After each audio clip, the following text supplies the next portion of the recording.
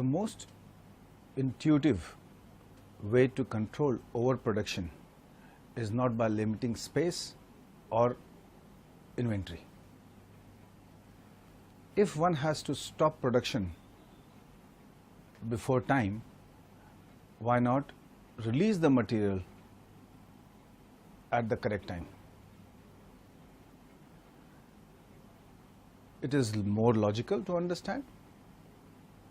Secondly, this also is a more stable way of handling overproduction.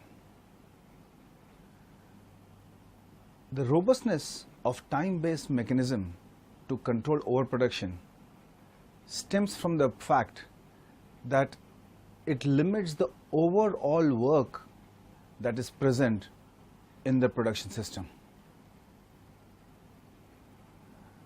In flow lines or Kanban-based systems, overproduction is limited by installing or allowing a certain amount of containers with inventories to be present between two work centers.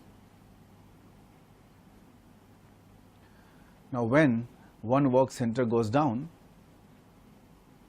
the succeeding work center often starves, because in Kanban or flow lines, the amount of inventory present between two work centers is usually below 1 hour of work. 1 hour of work is really a small amount of time. So when this work center goes down, it starts starving the work center downstream. However, when this work center is down, the preceding work center is also blocked from producing anymore. Whenever the total time loss because of starvation and blockages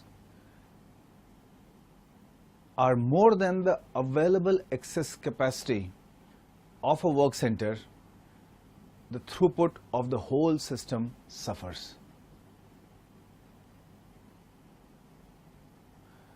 Now, this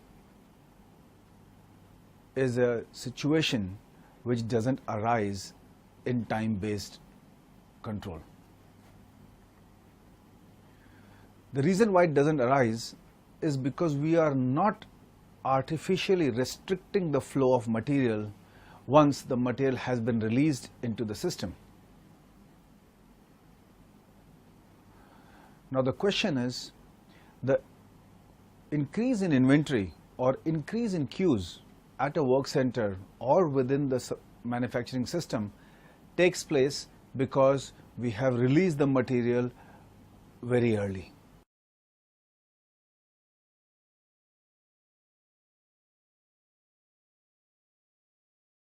Now, why did we release the material early? Because we wanted to be on time. How do we know how to calculate this? Many times in manufacturing environment, especially when the upstream capacity or production capacity is more than the downstream production capacity, in trying to make sure that we are not going to delay the release of material too much, and also to keep the machine or the work center constantly working, too much of material is released very early. This goes down and chokes the system. Choking the system is nothing but the inventory levels within the production system rise.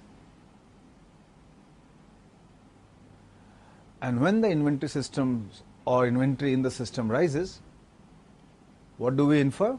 We infer that the flow of material through the system is going down.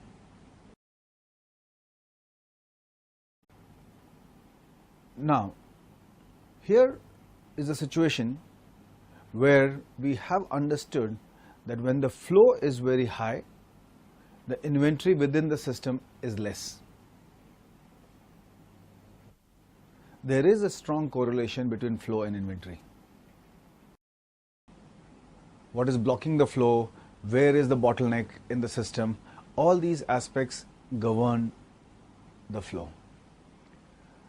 But let's come back to the question that we are faced with is how do we find out what is the time required for my work order or the job to be completed? Now, the moment we start talking about how,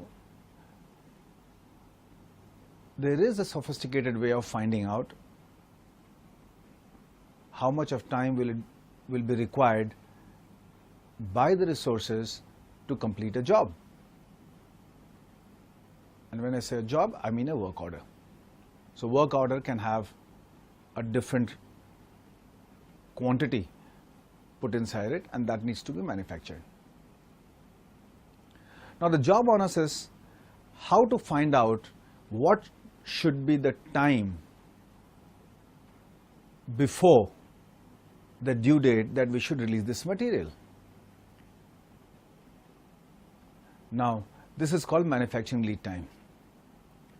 Now, this manufacturing lead time is based upon the quantity that is there in the work order and also the individual processes that this work order will go through.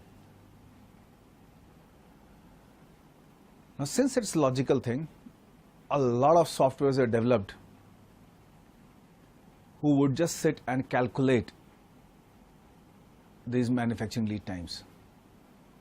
This was the origin of MRP.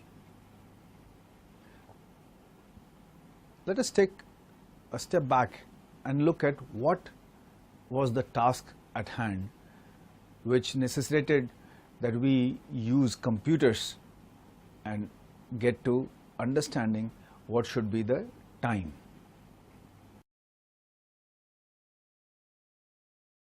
In the 60s, when computers came on the scene, it was possible to do a lot of sophisticated calculations and find out the amount of time required to process a work order or to complete a work order.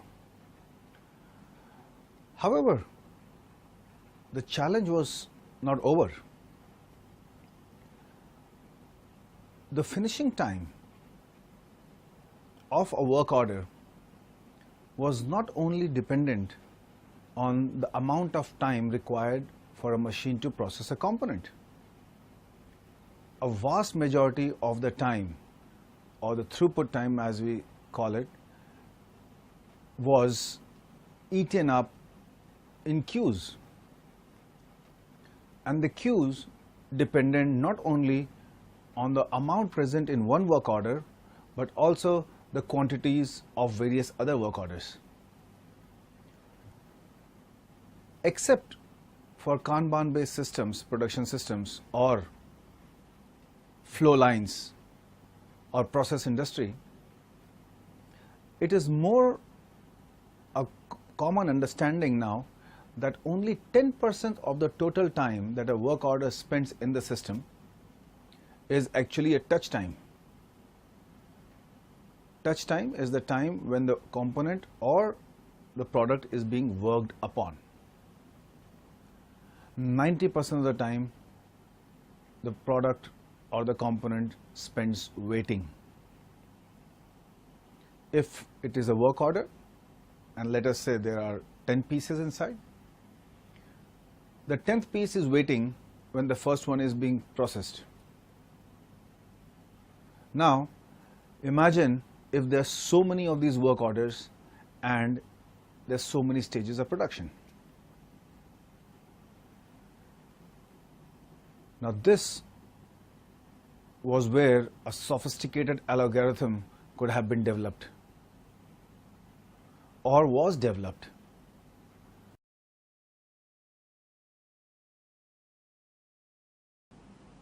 How much of queue can we allow at a manufacturing center.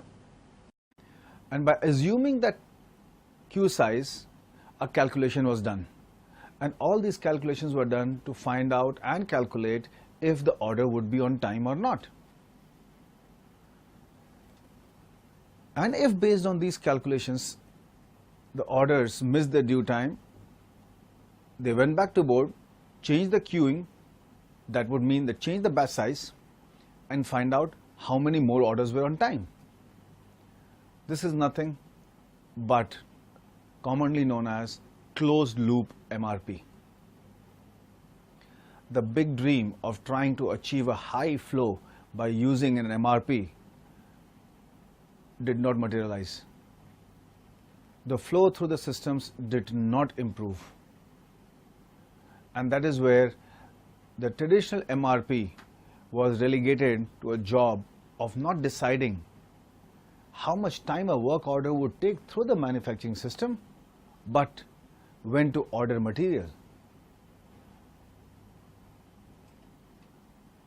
Now, there was something which is telling us that time-based control mechanism to prevent overproduction should be better and more effective than the ones used by Ohno and Ford. But here, first attempt to make a time-based system did not materialize.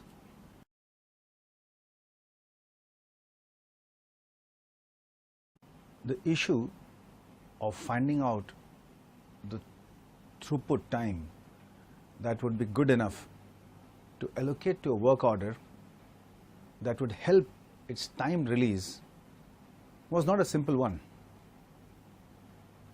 because the throughput time depended on the queues in the system, and the queues decided what should be the time before it should be released.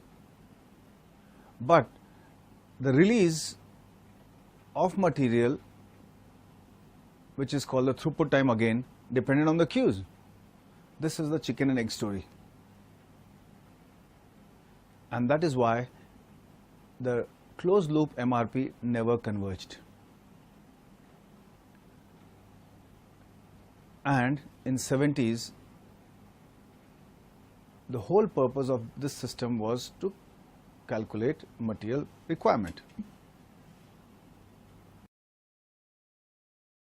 Now, how do we measure, or what can we understand that will help us take this further and find a true mechanism which can help us implement the second concept of flow, that is to prevent a simple practical mechanism to prevent overproduction.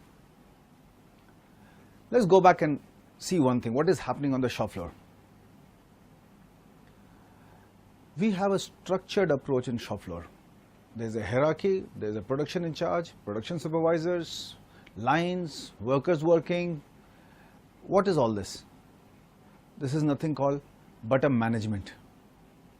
And all the effort that a company spends on managing its operations is called the management effort or the management attention paid to running the production. Now, we can fight that we should have a precise time when to release the material, because that would reduce the queues and then that would increase flow. Or we can say, let us find out an approximate way where we can take the benefit of the substantial improvement that we will gain while not spending too much of time and effort. So if we start using something called the management attention approach to managing shop floor, or finding out a way when to release the material, it would help.